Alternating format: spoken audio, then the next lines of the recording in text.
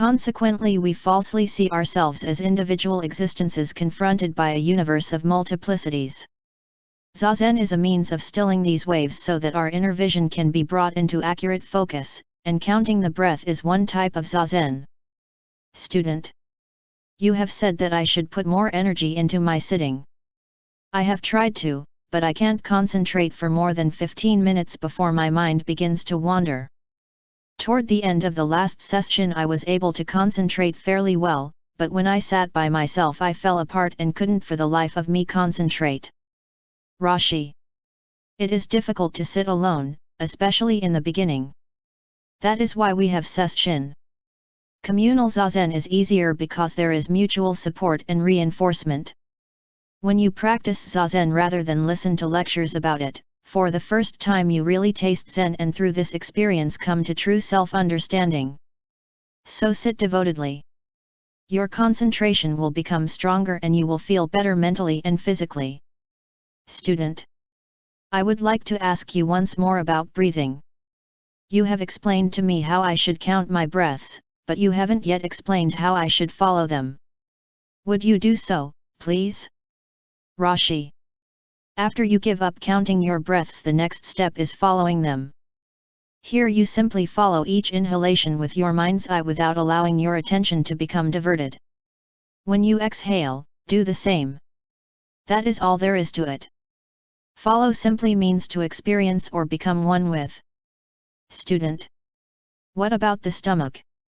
Should it go in and out? I have heard that the stomach instead of moving up and down should move in and out. ROSHI. Of course there are various breathing techniques. What you are describing is, I think, the way to breathe in certain types of yoga. It may be satisfactory, but it is not the kind of breathing advocated here. Don't try to manipulate your breathing. Just keep your mind in the region below the umbilicus. Your mind is at the spot where you put your attention. If you concentrate on your finger, your mind is at your finger. If on your leg, at that place. With your mind concentrated below the navel, your vital energy gradually becomes stabilized in that region. Feel here. Pointing to his lower abdomen. Student places his hand where the ROSHI had indicated. When I put pressure there it was hard, wasn't it? Student. It certainly was. ROSHI. With your mind concentrated in that area over a long time, your energy easily and naturally settles there, because the center of gravity no longer is in the vicinity of the head and shoulders, and you can exert pressure in that region at will. Since we are anchored down as it were, we don't get angry and fly off the handle. Our thoughts and emotions are under natural control. Student. I have another question. Is it so that in the Soto sect your walking is in harmony with your breathing? ROSHI. Yes. With one complete inhalation and exhalation you move the left foot approximately half the length of the right, and with the next breath you move the right foot half the length of the left. The Rinzai way is to walk very fast. Student. But at these session the method seems to be halfway between the Soto and the Rinzai. ROSHI. That's right. Here we use the system of my teacher, Harada ROSHI, who, having had extensive training in Rinzai and being himself from the Soto sect, combined the two. ROSHI. Have you any questions? Student. All I can say is that I am confused.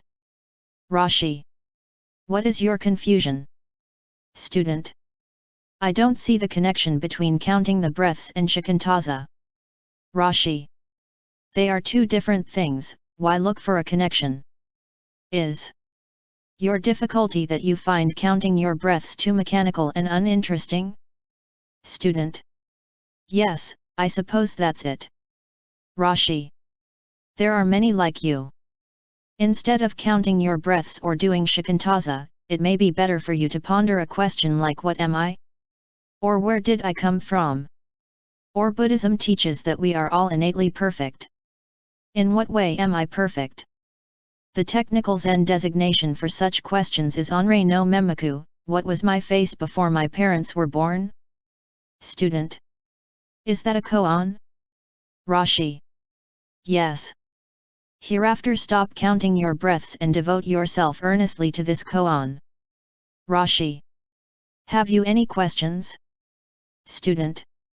I have no questions, but I would like to tell you something. Last night I said to myself, fortunately I don't have to strive for enlightenment, because I am already enlightened. ROSHI. While it is true that innately you are a Buddha, until you have concretely perceived your Buddha nature, you are speaking in borrowed phrases when you speak of enlightenment. The purpose of your practice is to lead you to this experience. Student. I would like to sit only with a feeling of genuine gratitude and not have to think about a koan. ROSHI. Very well, try sitting in shikantaza.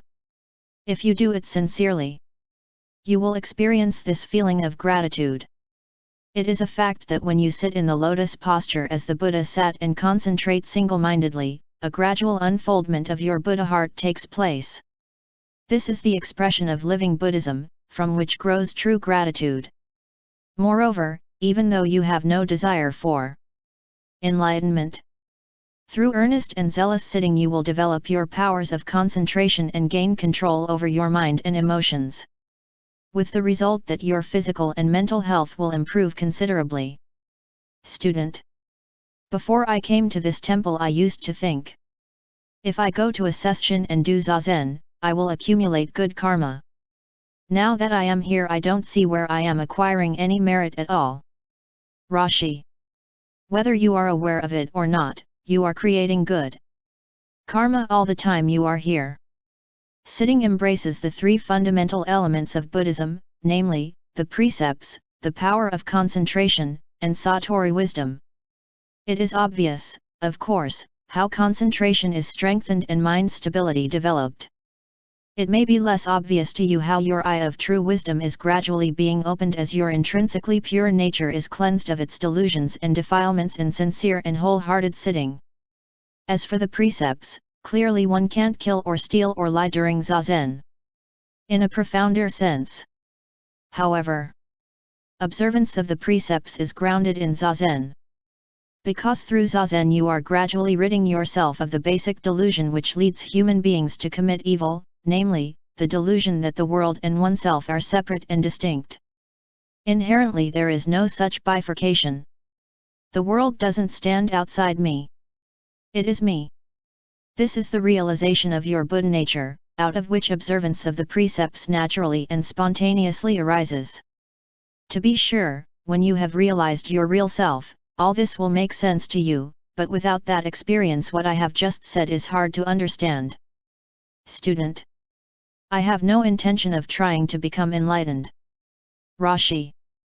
That is all right too. To sit for the purpose of strengthening one's concentrative powers is also worthwhile. Student. I think I am better off not seeking enlightenment. ROSHI. Zazen is the expression of living Buddhism. Since you are innately a Buddha, your sitting, if it is ardent and single-minded, is the actualization of your Buddha nature. That is true, to be sure. Student. I guess we can't disagree on anything, can we? Laughing. ROSHI. Now go back to your place and apply yourself more seriously. Student. Can you tell me what is most essential in shikantaza? ROSHI. The quality of your sitting is of vital importance. The back must be straight and the mind taut. Ever watchful. A sagging body creates a sagging mind, and vice versa. The mind must be thoroughly alert, yet not tense.